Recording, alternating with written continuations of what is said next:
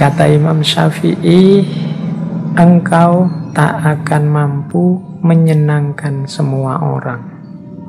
Karena itu cukup bagimu memperbaiki hubunganmu dengan Allah dan jangan terlalu peduli dengan penilaian manusia. Di antara yang sering menghalangi kita, yang sering menghambat kita saat melakukan yang baik dan yang benar adalah penilaian manusia. Memperhatikan penilaian manusia boleh, tapi dia tidak boleh sebagai variabel yang dipentingkan melebihi yang lain, melebihi ridho Allah, melebihi kebenaran dan kebaikan itu sendiri. Kalau dalam bahasa nilai, pandangan manusia ini posisikan di level tersier. Kalau bahasa usul fikih mungkin ini levelnya tahsiniyat. Ada ndak apa-apa, ndak ada juga ndak masalah, jangan tergantung itu. Mungkin makomnya hanya makom kepantasan saja. Kalau kita melakukan yang baik dan yang benar, kok dipuji orang, kok orang menilainya juga baik, alhamdulillah. Tapi seandainya tidak dipuji sekalipun, bahkan dibenci, diiri orang, ya biar saja. Yang kita fokusi satu-satunya adalah ridhonya Allah, hubungan kita dengan Allah. Katanya Imam Syafi'i, engkau tidak akan mampu menyenangkan semua orang. Sebaik apapun, seluruh sebenar apapun yang kita lakukan, kita sampaikan, akan selalu ada orang yang tidak seneng. Siapa yang punya channelnya YouTube, kalian merasa ini loh yang saya sampaikan ini baik loh, kok masih ada yang jempol ke bawah ya, kok masih ada yang tidak suka ya. Loh ya itu manusia memang. Tidak mungkin orang sepakat semua, seneng semua. Ya seleranya beda-beda. Jadi ya termasuk ngaji ini kan ya ada yang suka, ada yang tidak suka, ya itu manusia. Isinya mungkin ada yang menganggap penting, ada yang menganggap alah kayak gitu aja. Itulah manusia. Alhamdulillah kalau dapat bonus penilaian manusia yang baik. Tapi kalau tidak masalah. Yang harus kita permasalahkan adalah hubungan kita dengan Allah. Jadi kita bangun hubungan kita dengan Allah pertama-tama dengan cara jangan memposisikan penilaian manusia sebagai yang nomor satu. Jadikan akhirat di hatimu, dunia di tanganmu, dan kematian di pelupuk matamu. Oh, ini orientasi hidup yang menurut saya ideal. Hati kita isinya akhirat. Hati itu kan sesuatu yang vital. Disitulah orientasi hidup kita bermula. Ala inna fil jasadi mudghah. Dalam tubuh itu ada satu gumpal daging yang kalau dia baik, baik seluruhnya.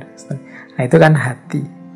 Ini kalau hati ini isinya akhirat, ya berarti orientasinya ke atas, orientasinya vertikal. Pada yang ketuhanan, yang ilahi. Karena di sanalah letaknya hidup yang sejati. Maka sarannya Imam Syafi'i, akhirat letakkan di hatimu.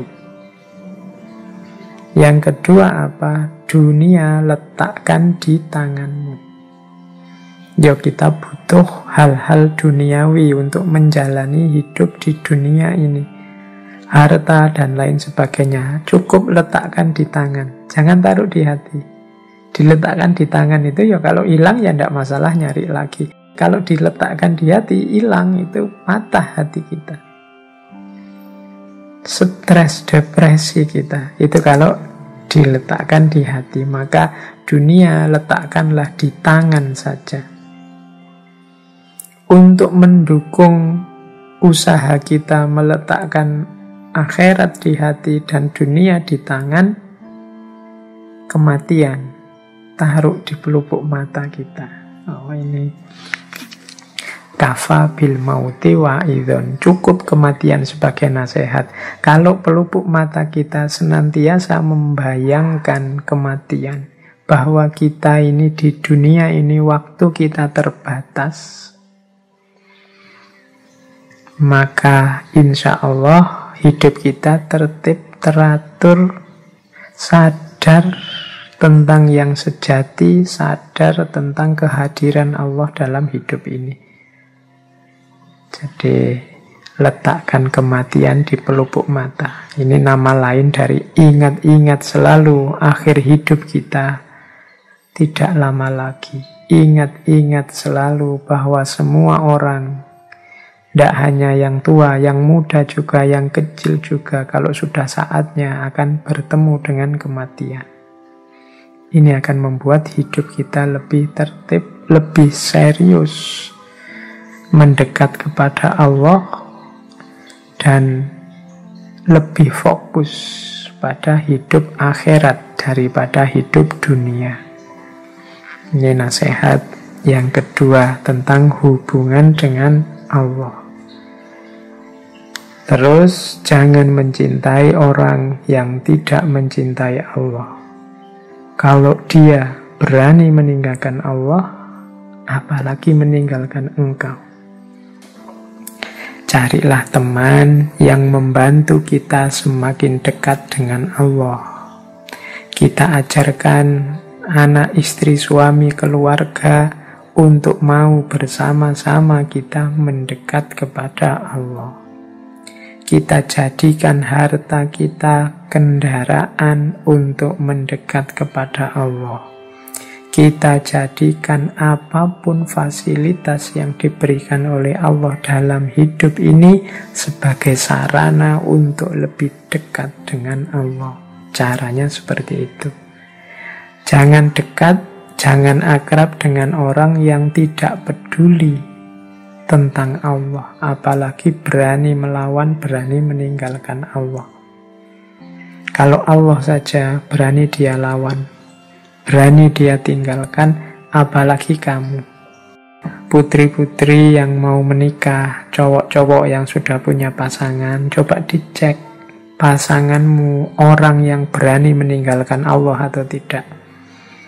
Kalau dia berani, ya dinasehati biar tidak berani. Diberi wawasan-wawasan tentang Allah dalam hidupnya, tentang kehadirannya dalam hidupnya, tentang kekuasaannya dalam hidupnya, sehingga dia tidak berani lagi meninggalkan Allah. Terus ini, jika semua orang menjauh ketika engkau mendapat kesulitan, maka ketahuilah Allah ingin membuatmu kuat dan Ia akan menjadi penolongmu. Kesulitan apapun yang kita hadapi, kalau menurut nasihatnya Imam Syafi'i ini, mari kita baca sebagai keinginan Allah untuk membuat kita kuat.